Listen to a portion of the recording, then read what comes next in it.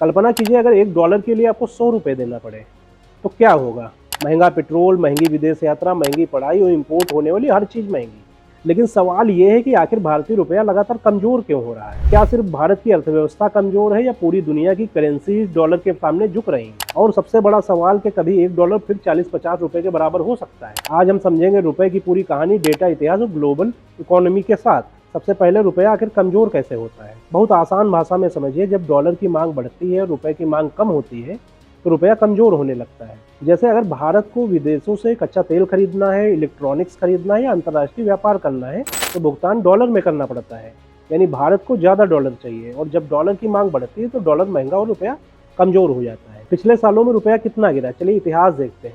1947 में $1 बराबर 3.3 रुपये यानी 3.3 रुपये। 1991 में $1 बराबर 17 रुपये। 2000 में $1 बराबर 45 रुपये।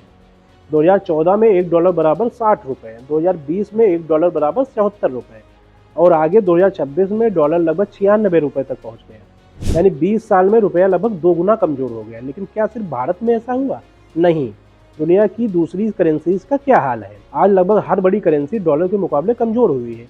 जापानी येन रिकॉर्ड निचले स्तर पर गया, यूरोप का यूरो भी कमज़ोर हुआ, ब्रिटिश पाउंड भी दबाव में आया, चीन का युआन भी कमज़ोर हुआ। क्यों? क्योंकि पूरी दुनिया में डॉलर सबसे मजबूत करेंसी बन गया। डॉलर इतना मजबूत क्यों हुआ? इसके पीछे कई बड़े कारण हैं। पहला कारण अमेरिका की ब्याज दर है। जब अमेरिका ब्याज दर बढ़ाता है तो दुनिया भर के निवेशक पैसा अमेरिका में लगाने लगते हैं, क्योंकि वहाँ ज़्यादा सुरक्षित और ज़्यादा रिटर्न मिलता है। इससे डॉलर की मांग बढ़ती है। दूसरा कारण कच्चा तेल। भारत दुनिया का सबसे बड़ा ऑयल इंपोर्टर देशों में से एक है और तेल डॉलर में खरीदा जाता है। जब तेल महंगा होता है या डॉलर महंगा होता है तो भारत पर दबाव बढ़ता है। तीसरा कारण व्यापार घाटा।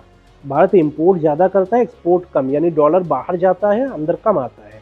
इससे भी रुपया कमज़ोर होता है। क्या सिर्फ नुकसान ही नुकसान है? नहीं, रुपये के कमज़ोर होने से कुछ फ़ायदे भी होते हैं। एक्सपोर्ट बढ़ता है, भारतीय सामान विदेशों में सस्ता हो जाता है। जैसे IT सर्विसेज, फार्मा, टेक्सटाइल कंपनियों को फ़ायदा होता है। NRI को फ़ायदा, विदेश में रहने वाले भारतीय जब डॉलर भेजते हैं तो उन्हें ज़्यादा रुपये मिलते हैं। लेकिन आम आदमी पर क्या असर, यही सबसे बड़ा मुद्दा है। पेट्रोल डीजल महंगा, मोबाइल लैपटॉप महंगे, विदेशी पढ़ाई महंगी, इंपोर्ट होने वाली दवाइयाँ और मशीनें महंगी। यानी रुपये का कमज़ोर होना सीधे आपकी जेब पर असर डालता है। अब सबसे ज़रूरी सवाल, क्या सरकार कुछ कर रही?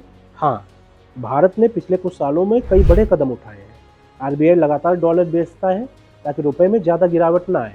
विदेशी मुद्रा भंडार बढ़ाया गया। भारत के पास आज सैकड़ों अरब डॉलर का फॉरेक्स रिजर्व है, जो संकट के समय रुपए को संभालने में मदद करता है। रुपीज ट्रेड बढ़ाने की कोशिश। भारत अब कई देशों के साथ रुपए में व्यापार, लोकल करेंसी सेटलमेंट को बढ़ावा दे रहा है, जैसे रसिया, UAE, कुछ एशियाई देश, ताकि डॉलर पर निर्भरता कम हो। क्या रुपया फिर मजबूत हो सकता है? हाँ, लेकिन आसान नहीं। अगर भारत एक्सपोर्ट बढ़ाए, मैन्युफैक्चरिंग मजबूत हो, ऑयल इंपोर्ट कम हो और विदेशी निवेश बढ़े तो रुपया स्थिर हो सकता है। लेकिन सच ये भी है कि दुनिया की ज़्यादातर अर्थव्यवस्थाएं आज भी डॉलर पर निर्भर है, इसलिए डॉलर की ताकत कम होना आसान नहीं। तो अगली बार जब आप सुने डॉलर 100 के करीब पहुंच गया तो समझिए ये सिर्फ एक संख्या नहीं है, ये जुड़ा है आपकी जेब से, पेट्रोल की कीमत से, महंगाई से और भारत की अर्थव्यवस्था से। अब सवाल आपसे कि भारत को डॉलर पर निर्भरता कम करनी चाहिए और क्या भविष्य में रुपया फिर मजबूत हो पाएगा? कमेंट करके जरूर बताइए। अगर वीडियो पसंद आया है तो लाइक, शेयर और सब्सक्राइब जरूर करें।